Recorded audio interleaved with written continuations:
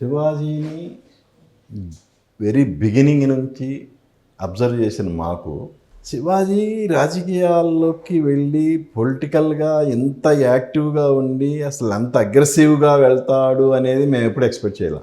అసలు altogether different Shivaji మాకు కనిపించాడు. అవును సార్. అంటే అంత అగ్రెసివ్గా వెళ్ళటానికి ఏంటి రీజన్? మాది బేసిక్ పల్నాడు అండి. స్ట్రైట్గా మాట్లాడటం ఇష్టం. అంటే పాలిటిక్స్లో అది పనికిరాదు. గట్టిగా మాట్లాడటం నాకు అలవాటు చిన్నప్పటి నుంచి కూడా. విషయ పరిజ్ఞానాన్ని గ్రాప్ చేయటం నాకు ఇష్టం. అది చిన్నప్పటి నుంచి నాకు అలవాటైనటువంటి. సినిమాల్లో ఎప్పుడు అలా అంటే సినిమా పరిశ్రమ మనకు వచ్చిన వేషాలను బట్టి మిస్సమ్మల శివాజీ పెళ్ళని తిడుతుంటే పడి ఉంటాడు, అలాంటి శివాజీ అని అందరికీ అలా ఒక ఫ్యామిలీ మ్యాన్గా ఎస్టాబ్లిష్ అయిపోయింది. బట్ నాలో ఉన్నటువంటి ఆ ఒరిజినల్ శివాజీ అలా బయటకు వచ్చేసరికి ఒక్కసారిగా అందరికి కూడా ఇప్పుడు మీరు చెప్పిన అభిప్రాయమే వచ్చింది. కానీ అది రియాలిటీ అండి. ఏదైతే మీరు చూసారో అది రియాలిటీ. మాట్లాడాలనుకున్న విషయాన్ని నసక్కుండా గట్టిగా చెప్పడం నాకు ఇష్టం. తప్పు అయితే క్షమాపణ కోరటం నా నైజం. సో అందుకే కొంతమందికి నచ్చుతాను, కొంతమందికి నచ్చను.